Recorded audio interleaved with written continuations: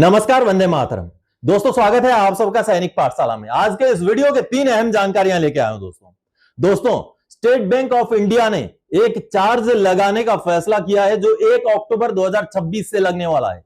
जी हां, आप अगर एटीएम से पैसा निकालते हैं तो चार्ज तो लगेगा, साथ में उसके ऊपर जीएसटी भी लगेगा। जी हां, इसके बारे में एक पब्लिक नोटिस जारी किया गया है। आपका डीएसपी अकाउंट है कि नहीं है? चलिए, इसके बारे में आगे क्या चार्ज लगने वाला है, कितना रुपया लगने वाला है, इसके बारे में नोटिस देख करके समझेंगे दोस्तों। इसके साथ ही साथ माननीय सुप्रीम कोर्ट का एक ऐसा आदेश जो कर्मचारियों और पेंशनर्स के लिए ब्रह्मास्त्र है, आज उस आदेश के बारे में जानकारी हासिल करेंगे, क्योंकि हर पेंशनर, हर कर्मचारी के हाथ में यह आदेश होना चाहिए। जी हां दोस्तों, इसके बारे में भी जानेंगे। और इसके साथ ही साथ 8वें पे कमीशन को लेकर के एक महत्वपूर्ण रिपोर्ट सामने आया है, जिसमें पे लेवल 3 से लेकर पे लेवल 6 यानी कि सिपाही, नायक, हवलदार और नायब सूबेदार के बराबर के जो कर्मचारी हैं या पेंशनर हैं, उनका पे कमीशन का रिवीजन बताया गया है, समझाया गया है। बेहद अहम तरीके से, अच्छी खासी तरीके से, फिटमेंट फैक्टर के साथ साथ परसेंटेज ऑफ बढ़ोतरी कितना क्या रहेगा उसके बारे में समझाया गया है। द इकोनॉमिक टाइम्स का यह रिपोर्ट है दोस्तों, जिस पर मैं आपको बता दूं तो जिस पर फिटमेंट फैक्टर 2 से 2.38 से 2.57 से लेकर के मिनिमम बेसिक किस तरीके से रिवाइज होगा, 70,800, 84,252, 90,978 और कुल ग्रॉस सैलरी कितना बनेगा, 87,792, 1,04,472, 1,12,813। तो इस तरीके से परसेंटेज बढ़ोतरी का क्या रहेगा, पूरा चीजें समझा करके ये रिपोर्ट सामने आया है, वो भी रिपोर्ट आगे समझेंगे। तो चलिए अब आगे बढ़ते हैं इन्हीं जानकारियों को लेकर के। लेकिन आगे बढ़ने से पहले हमेशा की तरह, अगर सैनिक पाठशाला चैनल का वीडियो आप पहली बार देख रहे हैं या अभी तक चैनल को सब्सक्राइब नहीं किया है, तो चैनल के साथ जुड़े रहने के लिए, इसका हिस्सा बने रहने के लिए और आपसे जुड़ी हुई भरोसेमंद ऑथेंटिक जानकारियां पाते रहने के लिए चैनल को जरूर सब्सक्राइब करें। क्योंकि ये सामने के आंकड़े देखिए, अभी भी बहुत सारे ऐसे व्यूअर्स हैं जो चैनल के वीडियोस तो देखते हैं लेकिन चैनल के सब्सक्राइबर नहीं है। तो ऐसे में फटाफट से पहले चैनल सब्सक्राइब कर लें, चैनल का एक हिस्सा बन जाएं, फिर आगे वीडियोस देखना कंटिन्यू रखें। आप चाहें तो चैनल ज्वाइन कर सकते हैं। चैनल ज्वाइन करेंगे और मेंबर्स ओनली वाले वीडियोस देखेंगे तो आपको मेरा व्हाट्सएप नंबर मिलेगा, फिर आप व्हाट्सएप में मेरे साथ संपर्क कर सकते हैं। जो भी पेंशन से जुड़ी हुई आपकी समस्या है वो आप मेरे साथ साझा कर सकते हैं। चलिए अब आगे बढ़ते हैं दोस्तों। सबसे पहली जानकारी, एसबीआई में पैसे निकासी के लिए अब चार्ज के साथ साथ भरना पड़ेगा जीएसटी भी। क्या आपका अकाउंट डीएसपी है? चलिए दोस्तों, सबसे पहले तो जो पब्लिक नोटिस जारी किया गया एसबीआई की तरफ से उसको देखते हैं। दोस्तों, भारतीय स्टेट बैंक की तरफ से ये एक पब्लिक नोटिस जारी किया गया है, जो कि एक अहम नोटिस है, जिसके बारे में हम सबको जानकारी होना जरूरी है, नहीं तो आपको भी नुकसान का सामना करना पड़ सकता है। जैसे आप देख पा रहे हैं, यहां पर बताया गया है, state bank of India has revised the cash withdrawal charges effective from 1 October 2026 for basic savings bank deposit accounts open through branch channel. यानी कि आपका जो भी सेविंग्स बैंक अकाउंट है जो आपने ब्रांच में खोला है, उसका 1 अक्टूबर 2026 से अब जो कैश विड्रॉल पर जो चार्जेस लगने थे उसमें रिवीजन कर दिया गया है, बदलाव कर दिया गया है, जिसके बारे में जानकारी दी गई है। आगे बताया गया है, four cash withdrawals in a month will continue to be free and cash withdrawal transaction beyond four in a month will attract a charge of ₹15 plus GST per transaction. यानी कि महीने में आपको 4 ट्रांजैक्शन फ्री ऑफ कॉस्ट मिलेंगे। आपको 4 withdrawal के लिए कोई भी कॉस्ट, कोई भी पैसा पेमेंट करने की जरूरत नहीं है। लेकिन जैसे ही एक महीने में 4 से ज्यादा ट्रांजैक्शन हो जाएंगे, उस पर आपको 15 रुपए का, हर ट्रांजैक्शन के लिए 15 रुपए का चार्ज, और उसके साथ साथ उसके ऊपर जीएसटी भी पेमेंट करना पड़ेगा। यह साफ साफ नोटिस दे दिया गया है एसबीआई की तरफ से। अब देखिए, customers are requested to take note that all digital transactions will continue to be free without any restriction। यानी कि इसके साथ ही साथ ये भी बताया गया है कि बाकी के जो डिजिटल ट्रांजैक्शन है, जैसे कि आप यूपीआई से पेमेंट करते हैं या बाकी जो भी डिजिटल तरीके के ट्रांजैक्शन है, वो अब भी फ्री ऑफ कॉस्ट ही रहेंगे, उसमें कोई चार्ज नहीं लगेगा। तो ऐसे में अब आपका खाता अगर एसबीआई में है, आप भी अगर कैश विड्रॉल करते हैं, तो अब सावधान हो जाइए, 1 अक्टूबर से ये रूल लागू हो जाएंगे। अब ऐसे में जिनका भी डीएसपी अकाउंट है, अगर उस अकाउंट से आप ट्रांजैक्शन करेंगे तब तो फ्री ऑफ कॉस्ट है, तब तो कोई भी मैक्सिमम लिमिट नहीं है।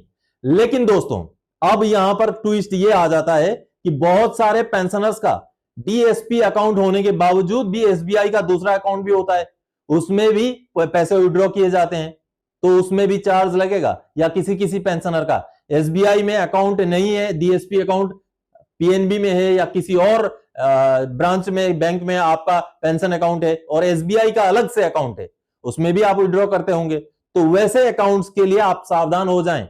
1 अक्टूबर से ये नियम लागू हो गए हैं। 4 से ज्यादा ट्रांजैक्शन करेंगे तो आपको चार्ज देना पड़ेगा, जिस तरीके से जितना अमाउंट बताया गया उतने अमाउंट के हिसाब से। तो उसी हिसाब से पैसे निकालें जितना आपको जरूरत हो, और प्लानिंग उस हिसाब से कर लें कि महीने में 4 से ज्यादा ट्रांजैक्शन आपको करने की जरूरत ना पड़े। चलिए अब अगली जानकारी दोस्तों, सुप्रीम कोर्ट का पेंशनर्स के लिए ब्रह्मास्त्र ये है आदेश, हमेशा अपने पास रखें इसको। जी हां दोस्तों, माननीय सुप्रीम कोर्ट का रिकवरी को लेकर के जो आदेश है वो बेहद अहम आदेश है दोस्तों। माननीय सुप्रीम कोर्ट का आदेश होते हुए भी आज के डेट में भी रिकवरीज होते हैं, चाहे पीओआर की तरफ से, चाहे पीसीडीए की तरफ से, चाहे सीपीपीसी की तरफ से। जी हां, रिकवरी किए जाते हैं। रिकवरी के लिए जब सवाल पूछे अगर पेंशनर, तो उनको जवाब दे दिया जाता है कि आपको ज्यादा दे दिया हमने, इसीलिए रिकवर कर रहे हैं। लेकिन माननीय सुप्रीम कोर्ट का आदेश साफ साफ बोलता है कि अगर गलती से भी ज्यादा दे दिया, जिसमें पेंशनर का अगर कोई रोल नहीं है, उन्होंने गलत इंफॉर्मेशन देकर अपनी तरफ से आपको मिसगाइड करके अगर वो पैसा नहीं लिया है, डिपार्टमेंटल गलती की वजह से, क्लरिकल मिस्टेक की वजह से अगर उनको ज्यादा दिया गया, तो वो रिकवर नहीं हो सकता। ये सुप्रीम कोर्ट का साफ जजमेंट है। और अगर पीसीडीए वगैरह आपको रिकवरी रोकने से मना करे या रिकवरी को वापस करने से मना करे, तो आप कोर्ट जा सकते हैं। माननीय सुप्रीम कोर्ट का यही आदेश फिर उस समय में आपका ब्रह्मास्त्र के रूप में काम आएगा, क्योंकि माननीय सुप्रीम कोर्ट के इसी आदेश के बेस में बाकी निचले कोर्ट्स आपके फेवर में जजमेंट सुना सकते हैं। चलिए, इसको लेकर के एक बैंक का लेटर है, उसके आगे माननीय सुप्रीम कोर्ट का जजमेंट है, दोनों डॉक्यूमेंट देखते हैं दोस्तों। भारतीय स्टेट बैंक का ये जो लेटर आप देख पा रहे हैं 18 अगस्त 2026 का, जो कि पेंशनर को एड्रेस किया गया है श्रीमती सुशीला देवी जी को। अब ऐसे में स्टेट बैंक ऑफ इंडिया ने पेंशनर को क्या कहा है आप देखिए, और इसके अगेंस्ट में पेंशनर के हाथ में कौन सा ब्रह्मास्त्र है वो भी आगे दिखाऊंगा। अब देखिए, सबसे पहले तो with reference to the above mentioned CP grams received at our office on 13 August 2026, it is hereby intimated that your account was migrated from SBI branch Karhal Mainpuri to CPPC Delhi in regular category instead of family category, due to which an overpayment of rupees 6,44,804 for the period from January 2006 to November 2019 was paid into the pension account। यानी कि दोस्तों, इनका account जब transfer किया गया तो उनका जो है, जो पेंशन है वो फैमिली पेंशन के बजाय नॉर्मल सर्विस पेंशन के हिसाब से उनको भुगतान किया गया, जिसकी वजह से 6,44,804 रुपए का ज्यादा भुगतान हो गया, ऐसा बैंक का कहना है। और ये ड्यूरेशन जनवरी 2006 से लेके नवंबर 2019 तक भुगतान किया गया, ये यहां कहा गया है। और उसके आगे कहा गया है, there after correct family pension was paid to you with effect from 1 December 2019 by this office. For any further query, you are requested to contact your current PDA, that is PCDA Spurs, as per pension account has been already migrated from CPPC to Spurs on 25 अक्टूबर 2023। यानी कि pensioner को यह कहा गया है कि आपको गलती से हमने ज्यादा पेंशन दे दिया था, और जिसकी वजह से उस पूरे ड्यूरेशन में हमने 6,44,804 रुपए आपको एक्स्ट्रा दे दिया। इसी वजह से आपका ये हम रिकवरी कर रहे हैं या रिकवरी कर दिया गया है। तो कहीं ना कहीं देखिए, अगर गलती से भी दे दिया गया है पेंशनर को तो रिकवरी नहीं हो सकता, और इसको लेकर के जो ब्रह्मास्त्र है वो माननीय सुप्रीम कोर्ट का एक आदेश है। चलिए अब ब्रह्मास्त्र देखते हैं दोस्तों। माननीय सुप्रीम कोर्ट का ये वो जजमेंट है जिसको पेंशनर के हाथों में ब्रह्मास्त्र कहा जाता है।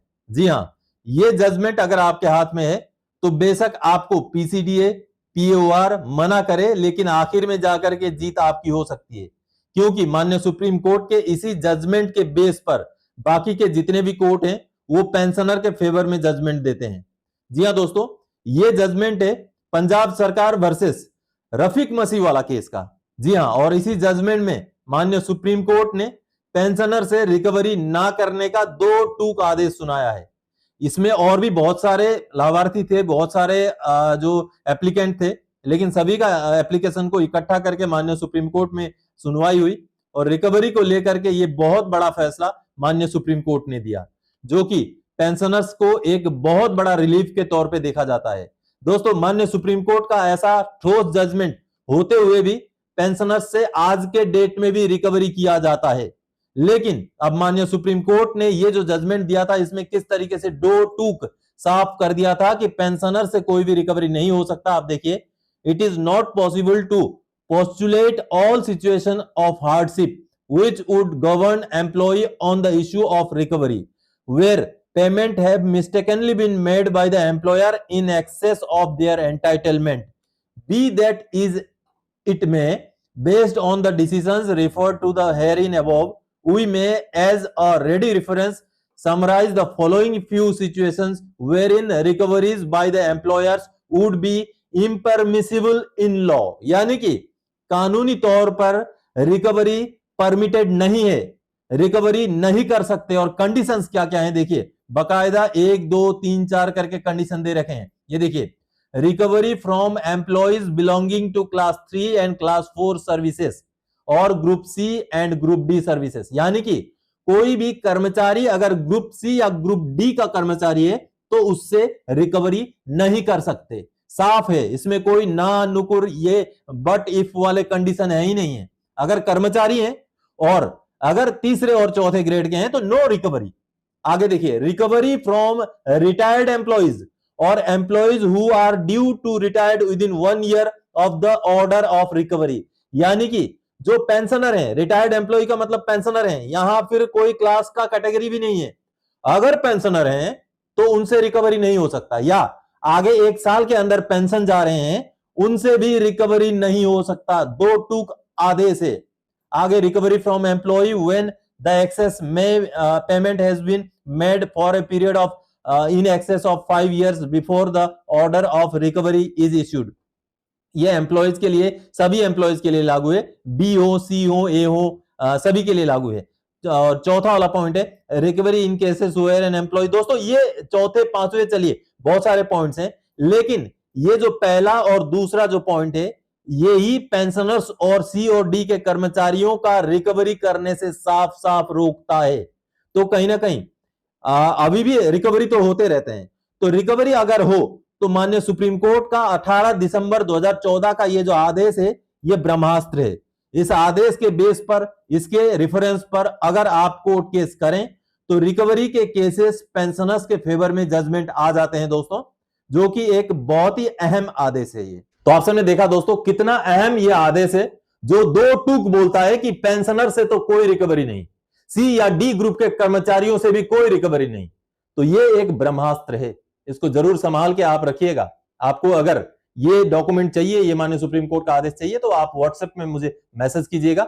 मैसेज ज्यादा लंबा चौड़ा मत लिखिएगा, या वॉइस मैसेज में भी मैसेज मत कीजिएगा, केवल सुप्रीम कोर्ट जजमेंट इतना लिख करके मैसेज कीजिएगा, मैं आपको ये डॉक्यूमेंट मुहैया करा दूंगा। और अगर आपके पास मेरा व्हाट्सएप नंबर नहीं है तो चैनल को ज्वाइन कीजिए, मेंबर्स ओनली वाले वीडियोस देखिए, वहां आपको व्हाट्सएप नंबर मिलेगा, फिर आप व्हाट्सएप में मुझे संपर्क कीजिए। चलिए अब अगली जानकारी दोस्तों, पे कमीशन को लेके 8वें वेतन आयोग में लेवल 3 से लेवल 6 की बढ़ोतरी का डिटेल्ड रिपोर्ट देखें। जी हाँ, इकोनॉमिक टाइम्स का एक रिपोर्ट सामने आया है, जो एक डिटेल्ड रिपोर्ट है, जिसपे बढ़ोतरी दोस्तों 2 फिटमेंट फैक्टर के हिसाब से भी दिया गया, 2.38 के हिसाब से भी दिया गया और 2.57 के हिसाब से भी दिया गया है। और पे लेवल 6 की बात करें तो पे लेवल 6 का ये टेबल आपको दिखा रहा हूं मैं, जिसमें 70,800 रुपए मिनिमम बेसिक और कुल सैलरी 87,792 रुपए विदाउट डीए।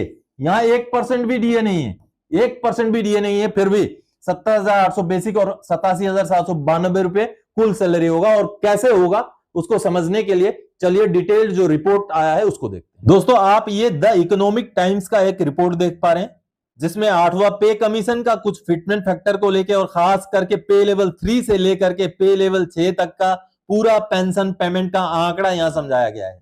क्योंकि द इकोनॉमिक टाइम्स में इकोनॉमिक मैटर्स से रिलेटेड बहुत सारे महत्वपूर्ण जानकारियां मिलती हैं। तो आप ये रिपोर्ट देखिए, जैसे आप इसका हेडिंग में देख पा रहे हैं, 8 पे कमीशन 2.0 फिटमेंट फैक्टर ग्रॉस पे हाइक। तो किस तरीके से 2.0 फिटमेंट फैक्टर में ग्रॉस पे हाइक होगा उसके बारे में यहां समझाया गया है। और यहां पर अगर आप देखेंगे तो एज द 8 पे commission is working on its report of recommendation for central government employees and pensioners, a key debate is centered around the fitment factor. It's the multiplier that helps increase the basic pay of an employee. For example, the basic pay of an employee earning rupees 35,400 will double if the 8 central pay commission decides 2.0 fitment factor. चलिए इसका आगे जो है पूरा calculation भी समझाया गया है। तो कहीं ना कहीं बढ़ोतरी कितने परसेंट की होगी, और अगर 2.0 फिटमेंट फैक्टर होता है या आगे फिटमेंट फैक्टर बढ़ता भी है तो उसका किस तरीके से असर पड़ेगा, एचआरए का उसमें क्या रोल रहेगा, सभी चीजें इसमें एनालाइज की गई हैं। और यहां पर अगर आप देखेंगे तो इसको थोड़ा मैं बड़ा कर देता हूं, ये देखिए ये पे कमीशन दर पे कमीशन, चौथे पे कमीशन में बढ़ोतरी कितने की मिली थी, 27.6% की, और मिनिमम बेसिक उस समय में 750 हुआ था। पांचवें पे कमीशन में 31% की, मिनिमम बेसिक 2550, फिर छठे पे कमीशन में 54% की बढ़ोतरी और 1.86 का फिटमेंट फैक्टर और 7,000 रुपए मिनिमम बेसिक, फिर सातवें पे कमीशन में 14.29 की बढ़ोतरी, 2.57 का फिटमेंट फैक्टर और 18,000 रुपए मिनिमम बेसिक। तो ये तो यहां समझाया गया। अब देखिए खास करके जो मैं बोल रहा था पे लेवल 3 से लेके 6 तक के एम्प्लॉइज का पूरा आंकड़ा यहां पर समझाया गया है कि किस तरीके से बढ़ोतरी होगी, और साथ ही साथ इसमें एचआरए को भी कैलकुलेट करके समझाया गया है। आप यहां देख पा रहे हैं, when DA reaches 50% in January 2024, the rate was increased to 30%। जो एचआरए जो था पहले 24% वो 30% हो गया था जैसे डीए 50% हुआ था। तो इस बात को भी यहां समझाया गया। अब देखिए एस्टिमेटेड रिवाइज्ड ग्रॉस पे of level 3 employees in 8 central पे कमीशन। देखिए एज्यूम्शंस है, 3 लेवल के जो कर्मचारी हैं उनका एस्टिमेटेड जो बढ़ोतरी है वो क्या होगा, 3 लेवल यानी कि सिपाही। देखिए करंट बेसिक 21,700 मिनिमम बेसिक है, जो कि करंट ग्रॉस सैलरी उनको 41,230 मिल रहा है। तो इसमें करंट जो डीए का रेट है 1 जनवरी 2026 से वो 60% है, और उसमें उनको एक्स क्लास के सिटी का अगर हम एचआरए की बात करें तो 30% उनको एचआरए मिलता है बेसिक के ऊपर। तो देखिए, और new HRA rate based on category x city 24% हो जाएगा। तो अब इसमें रिवीजन किस तरीके से होगा ये दिखाया गया। देखिए अब अगर टू फिटमेंट फैक्टर 2.0 का होता है तो रिवाइज बेसिक उनका 43,400 हो जाएगा एक सिपाही का 21,700 से बढ़ करके, और वहीं अगर हम ग्रॉस सैलरी की बात करें तो 53,816 रुपए हो जाएगा, और इस ग्रॉस सैलरी में सारा एचआरए वगैरह भी जोड़ा गया है। और बेसिक पे में हाइक कितना होगा, 100% का हाइक होगा क्योंकि फिटमेंट फैक्टर 2 लगा हुआ है। और टोटल जो हाइक हम अगर देखें तो 31% का होगा केवल, क्योंकि ऑलरेडी इसमें डीए भी जुड़ा हुआ है। तो डीए तो ऑलरेडी मर्ज हो जाएगा, इस वजह से कुल हाइक 31% का ही हो पाएगा। तो ऐसे में आगे अगर हम फिटमेंट फैक्टर 2.38 की बात करें तो 51,646 हो जाएगा बेसिक, टोटल पेमेंट 64,041, और हाइक 138% का होगा, और एक्चुअल में बढ़ोतरी 55% का होगा। और उसी हिसाब से 2.57 का फिटमेंट फैक्टर हो तो 55,769 रुपए, और टोटल पेमेंट 69,154 रुपए, 157% का हाइक, लेकिन एक्चुअल बढ़ोतरी 68% का होगा दोस्तों। तो ये तो रहा पे लेवल 3 का, आपने देखा। इसी हिसाब से पे लेवल 4, और पे लेवल 4 को हम फौज के रैंक के हिसाब से कैलकुलेट करें तो नायक का होता है। तो नायक के हिसाब से मिनिमम बेसिक 25,500 होता है।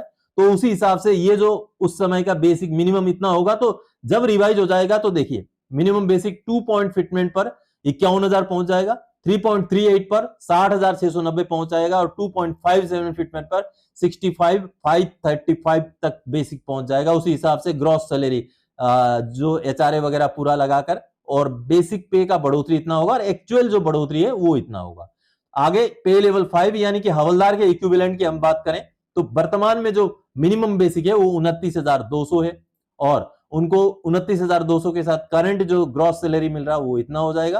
तो इस तरीके से उनको मिल रहा है। तो अब फिटमेंट फैक्टर जैसे ही लगेगा तो बढ़ोतरी जो बनेगी वो 58,400 हो जाएगा मिनिमम बेसिक, रिवाइज किया हुआ बेसिक।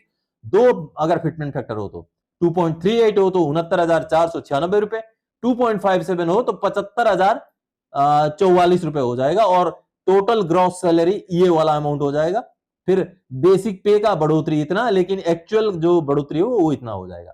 तो वहीं अगर हम पे लेवल 6 की बात करें यानी कि न्याय सुधार का इक्विवेलेंट की बात करें, ये वाला है पे लेवल 6, जिसका नीचे ये देखिए, ये अभी करंट में जो बेसिक है 35,400 से शुरू होता है मिनिमम, तो वो आगे रिवीजन होकर के इस तरीके से बढ़ेगा। ये देखिए अगर फिटमेंट फैक्टर 2 हो तो 70,800 हो जाएगा रिवाइज बेसिक।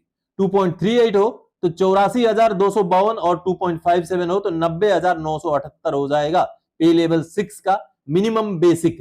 तो ये तो था दोस्तों बेसिक पे के बारे में। और उसी हिसाब से पेंशन का भी हम इसका अगर 50% निकाल लें तो पेंशन भी उतना ही हो जाएगा। तो अगर हम एक हवलदार की बात करें तो मिनिमम बेसिक के साथ अगर हम पेंशन को कैलकुलेट करें तो वो पेंशन भी लगभग 30,000 के आसपास हो रहा है। लेकिन ये तो मिनिमम बेसिक है, जो शुरू वाला बेसिक है। आगे इंक्रीमेंट लगा लगा करके अगर हम 15, 20, 22 साल के आगे चले जाएं तो मिनिमम बेसिक काफी अच्छा खासा बढ़ेगा इस तरीके से, अगर फिटमेंट फैक्टर लागू होता है तो कहीं ना कहीं दोस्तों इकोनॉमिक टाइम्स का ये डिटेल्ड जो है पे लेवल 3 से पे लेवल 6 तक का बढ़ोतरी का ये आंकड़ा यहां आया था, जो कि कहीं ना कहीं अगर फिटमेंट फैक्टर 2 या उससे ऊपर जाता है तो हकीकत से मिलता जुलता ये आंकड़ा है।